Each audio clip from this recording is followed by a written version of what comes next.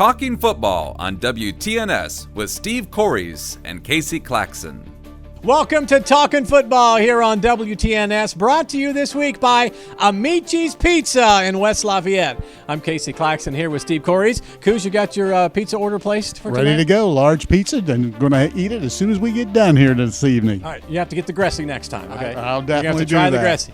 The Ridgewood Generals scored a big victory on Saturday night as they got a first-round win over Portsmouth. Cooz, give us a recap of that game. Well, I'll tell you what, they started out early. I thought they did a great job. It was 2 3-and-outs. Then they recovered a fumble, scored on all three possessions, took the early 21-0 lead, and really dominated the line of scrimmage, got the big win, and now they had to play a good Wheelersburg team.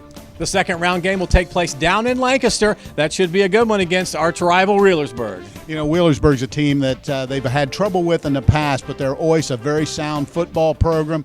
You know, they like to run the football. They're going to run it and get tight and try to throw the ball over top in just certain situations. So, you know, it'll be a little bit like Portsmouth, but, you know, I think Wheelersburg has a little bit better athlete. Chris Wallace caught up with a few of the Ridgewood seniors while they were practicing down at Kids America earlier this week.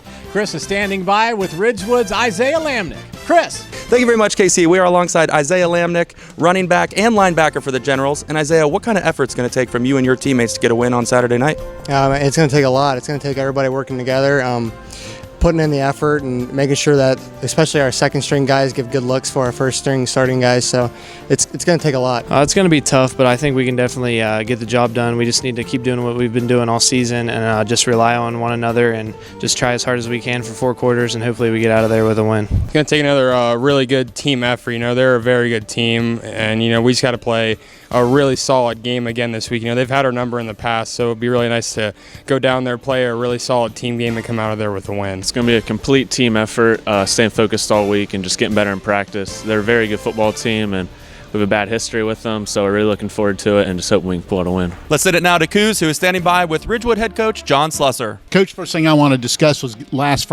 Saturday night's victory over a pretty decent Portsmouth team. I really thought the first 3 series dictated the entire game. You got after them defensively, 3-and-out, then a fumble, scored on all 3 possessions.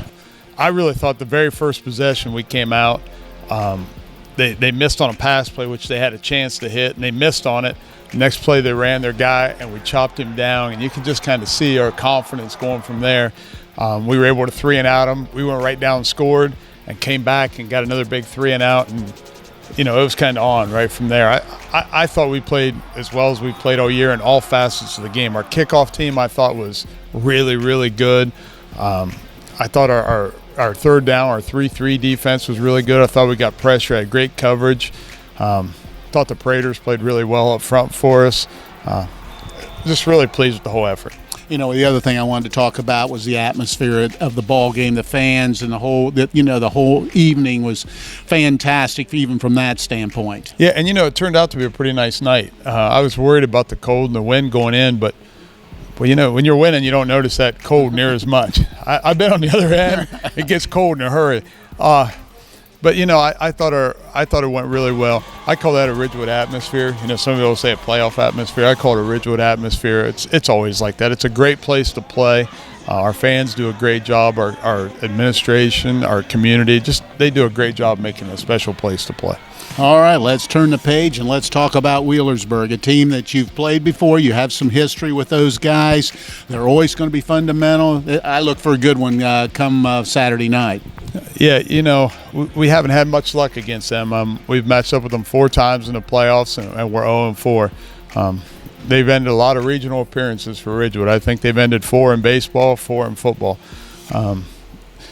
We think we have a team that can play with them. We think it could be a good game. You know, it's going to be a matter of whether we play at the top of our game, because you know they will. That's who they are. That's what they do.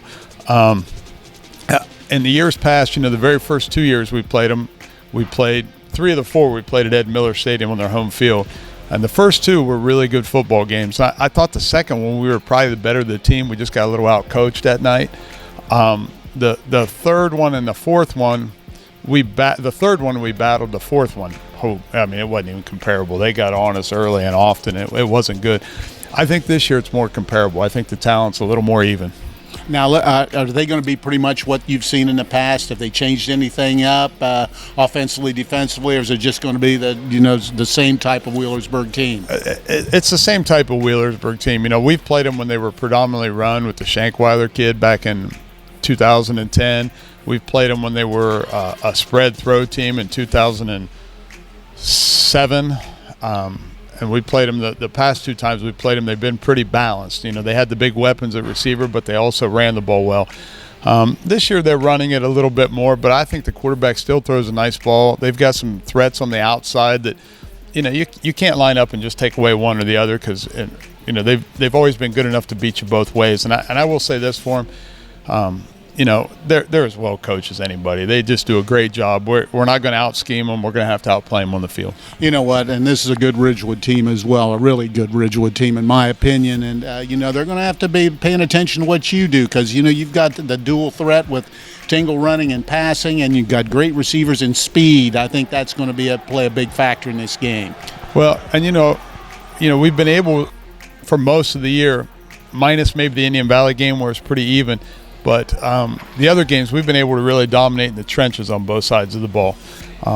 When I was watching Wheelersburg, I compared them in the trenches a lot to Indian Valley. They've got some big kids like Indian Valley did. Indian Valley had a 6'6", 300-pound kid he's a good football player. Wheelersburg has some big tackles also. So it's going to be more of a team that can match us size-wise. Can we hold our own in there on both sides of the ball? I'd like to think we could, but that's why you play the game. And ultimately the game will still come down to this. We can't turn it over. We've got to be able to score when we get the opportunity. Some teams on the tapes we've watched have had chances to do it, and Wheelersburg makes stands when they have to. We're going to have to finish off drives and score. All right, that's head coach John Slusser. Good luck come Saturday night. Thank you, sir. So join us for the pregame show on Saturday night. That starts at 6:30 with the play-by-play to follow at 7. You can listen live on FM 99.3 and mywtnsradio.com. This is Talkin Football, brought to you by Amici's Pizza on the sports voice of East Central Ohio, FM 99.3, WTNS Coshocton. Talking Football on WTNS with Steve Cores and Casey Claxon.